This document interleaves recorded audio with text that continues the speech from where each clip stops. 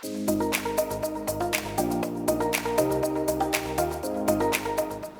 Chef Jasper, and today we're making a showstopper for your holiday table. My brown sugar, bourbon, and cinnamon glazed ham. This glaze is a balance of sweet, smoky, and spicy. It's absolutely unforgettable.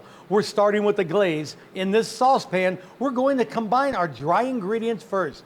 Brown sugar, cinnamon, ground cloves, and a pinch of salt. Don't be shy with the spices. It's the holidays. And the secret ingredient, bourbon. Yes, use something you'd actually enjoy drinking. The alcohol will cook off, leaving behind that incredible rich flavor.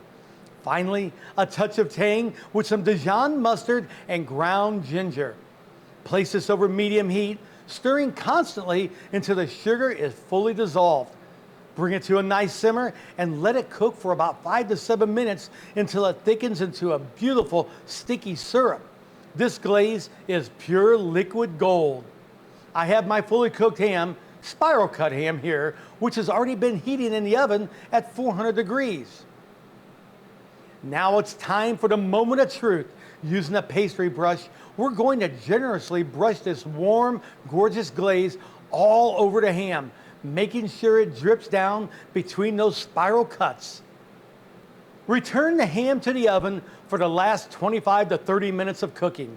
This high heat will caramelize that sugar into a stunning crust. Oh, just beautiful, glistening and all. You want a deep mahogany color, watch it closely so it doesn't burn. Once it comes out, let it rest for a few minutes. Baste it one more time with the pan juices, and it's ready to carve and impress. This is the centerpiece your holiday deserves. From my kitchen to yours, happy holidays.